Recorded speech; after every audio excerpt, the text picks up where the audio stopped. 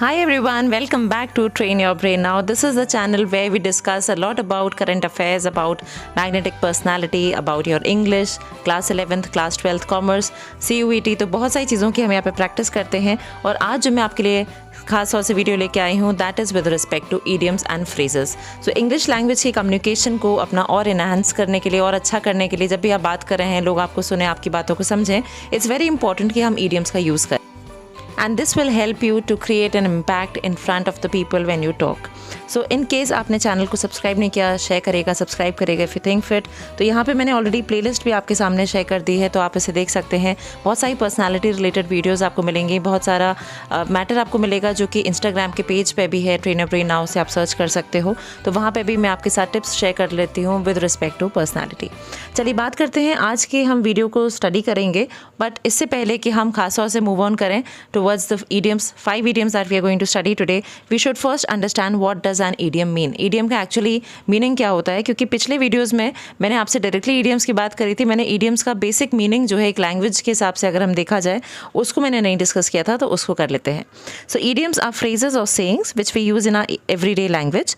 The phrases or sayings don't always make sense literally, but we can still understand what they mean. इसका मतलब ये हुआ कि बहुत बार क्या होता है, हम कुछ फ्रेजेस को यूज़ करते हैं बट उनका लिटरल मीनिंग जो होता है वो ज़रूरी नहीं कि वो ही हो. जैसे हम बोलते हैं it's raining cats and dogs, so this is an idiom, but इसका मतलब ये नहीं है कि आसमान से जो कुत्ते बिल्लियाँ हैं वो गिर रहे हैं. Okay, so it just means कि इट्स रेनिंग वेरी हैविली. तो इस तरह से आप ईडियम्स को यूज़ करते हो, और इसकी जगह कैट्स एंड डॉग्स की जगह रॉक्स एंड स्टोन्स क्यों नहीं हो गया, ये सब इसका रिसर्च पॉइंट ऑफ व्यू आप देख सकते हैं. But right now we are just enriching our language. Okay, so we come on to the first idiom for today. और अगर आप पिछले 2 वीडियोज़ को ऐड ऑन करके देखोगे तो it will be idiom number 11. It is to add fuel to the fire. Fuel to the fire ये literal meaning को भी यूज़ करते हुए है. अगर कहीं पे आग लगी है और आप उसमें थोड़ा सा फ्यूल और ऐड कर देंगे, नेचुरली यू नो दिस, कि उससे जो आग है वो और बढ़ जाएगी. So it makes to make a matter words. आप किसी चीज़ को और परेशान करें और ख़राब कर रहे हैं, उस एजिटेशन को ही है, उस चीज़ को और बढ़ा देना, that is actually to add fuel to the fire. इसका एक नॉर्मल सेंटेंस का यूसेज देख लेते हैं. येलो में यूसेज है and in red we have the meaning of the idiom. The president said he would not add fuel to the fire by commenting without knowing all the facts. So here the president is saying कि मैं कोई भी चीज़ को ऐसे नहीं बोलूँगा जब तक कि मेरे पास फैक्ट्स नहीं हो. If you are not having the facts और आप ऐसे कमेंट कर दो, कोई चीज़ ऐसी हो जिस पे कि आपके नेचुरली प्रेसिडेंट अगर है कोई और उसकी कही हुई बात से, तो नेचुरली बहुत ज़्यादा कंट्री में वायलेंस भी हो सकता है या लोग उस चीज़ से शांत भी हो सकते हैं. So he needs to have the right facts. तो कभी भी कोई ऐसी चीज़ में अगर आप कोई ख़राब कर रहे हैं किसी सिचुएशन को, so we can say to add fuel to the fire. Fine. So we're coming on to the second idiom, which is to keep one's card close to one's chest. बहुत बार आपने शायद ताश खेले होंगे, खेले नहीं होंगे, देखे होंगे. तो ताश जब भी कोई खेलता है तो हमेशा अपने कार्ड्स को अपने पास रखा रहता है. तो उन्हें why do people keep it close to the chest? The reason is that they do not want to disclose what cards they have. So that actually means that you are hiding something. आप अपने cards को hide कर रहे हो. So that is what it means here as well, that you are hiding something. आप अपनी किसी बात को दूसरे से बचाना चाहते हो, नहीं शेयर करना चाह रहे, you want to keep a secret. So that is the literal meaning here. Okay, so sentence में कैसे कह सकते हैं, you can never know what Shashank is going to do next. He keeps his cards very close to his chest. So please ignore quite here. यहाँ पे बस literal meaning यही है कि जो शशांक है वो अपनी बातों को अपने तक रखना चाहता है, तो उसको ही हम कम्युनिकेट करने के लिए, देखिए आप इसमें ऐड करेंगे. ओके, सो पूरा सेंटेंस के बाद we are just putting a comma and then we put the pronoun he keeps his cards very close to his chest. तो जो भी ईडियम होता है उसे आप बीच में ब्रेक नहीं कर सकते. आप इसमें ऐसे नहीं कर सकते हिज कार्ड्स वेरी, उसे आगे कहीं पे यूज़ कर लिया, एंड क्लोज टू चेस्ट उससे बाद में कहीं पे यूज़ कर लिया. That doesn't happen. You have to use the full idiom at once, either in the beginning of the sentence और at the end, like I have done here.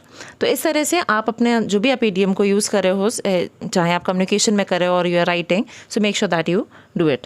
Okay, now the next one, that is idiom number 13, read between the lines. Again यहाँ पे थोड़ा सा एक mistake हो गया है, तो I'll just explain you. तो read between the lines doesn't mean that कि sentences लिखे हैं उसके नीचे बीच की lines में कहीं पे देखना और कोई सुपरस्क्रिप्ट है, अंडरस्क्रिप्ट है, उसको देखना, बट इट जस्ट मीन्स कि आपको अंडरस्टैंड करना है एक हिडन मीनिंग। जब भी आप किसी से बात करते हैं, आप देखो बहुत से लोग ऐसे होते हैं जो कुछ कह रहे हैं बट एक्चुअली उनका मीनिंग कुछ और होता है। They might be saying yes but actually they mean no, और maybe they are saying no but actually they mean yes. तो ये है, it is not actually referring to कि आप किसी बुक के बीच की कुछ लाइन्स है उनको रेफ़र कर रहे हैं। ओके, तो एक सेंटेंस देख लेते हैं। She said she could afford it but reading between the lines I don't think she has enough money. तो यहाँ पे एक सिचुएशन है जहाँ पे कोई पर्सन किसी और के बारे में बता रहा है, उसे ये लग रहा है कि उसने ये बोला कि भाई मेरे पास पैसे हैं, बट उसके बोलने से और उसकी एक्चुअल सिचुएशन को देख के, उसके नॉन वर्बल एक्सप्रेशंस को देखने से ये मालूम पड़ रहा है कि उसके पास उस चीज़ को खरीदने के पैसे नहीं हैं। तो आपकी सिचुएशन कुछ और है, आप बोल कुछ और रहे हो, that is what is read between the lines. So many a times you must have been a better जज। आपने नोटिस किया होगा जब आप किसी से बात कर रहे हैं, कोई कह कुछ रहा है बट एक्चुअली उसका जो वर्बल एक्सप्रेशन है और उसकी जो बॉडी लैंग्वेज है वो कुछ और बता रही है। So coming on to the idiom number 14, that is itchy palm. ये I am very sure that you all must have कहीं ना कहीं आपने ये एक्सपीरियंस किया ही होगा किसी ना किसी सिचुएशन में। This is in need of a tip और ब्राइब। जब हम कहीं पे जाते हैं तो बहुत बार ऐसे लोग हमें मिलते हैं जो कि कुछ ना कुछ ब्राइब एक्सपेक्ट करते हैं या उन्हें थोड़ी सी टिप चाहिए होती है, तो they show itchy palms. Okay, and usually आपने देखा होगा बहुत बार कहा जाता है कि अगर आप राइट हैंड में आपके कहीं पे खुजली हो रही है तो कहीं से पैसा आएगा, लेफ्ट हैंड में हो रही है तो मतलब पैसा कहीं बाहर जाएगा। So all the waiters at the restaurant have itchy palms.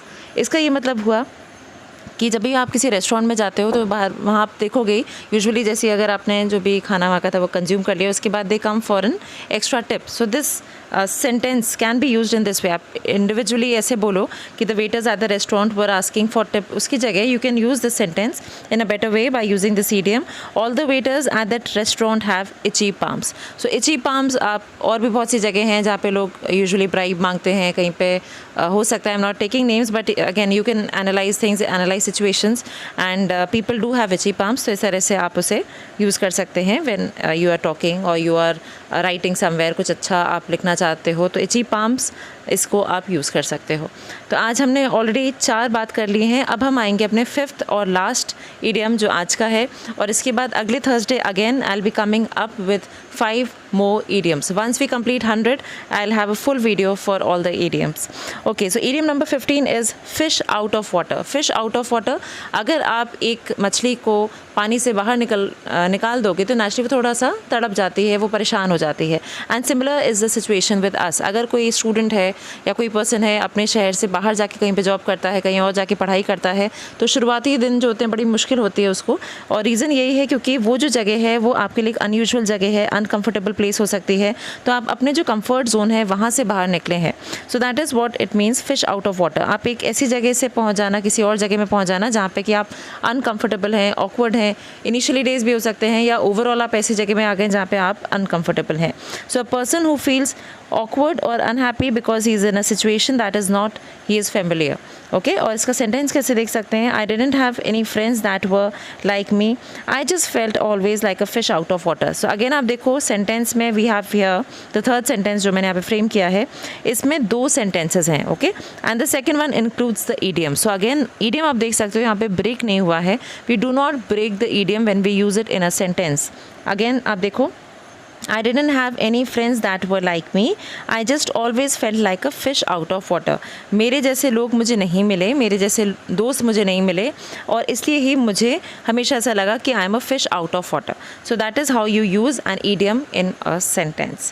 So thank you so much for watching the video, and I'm sure you will be able to use all these 5 idioms in your daily conversation. Try using 1 idiom a day so that आपको इनको याद भी हो जाएंगे, और कहीं पे भी एग्ज़ाम में आएंगे तो आप इन्हें ईजिली, अगर MCQ है तो आप टिक कर सकते हो, कहीं पे आपका रिटन एग्ज़ाम है तो आप इन्हें यूज़ भी कर सकते हो, लिख भी सकते हो. So we close with quote, knowledge has a beginning but no and.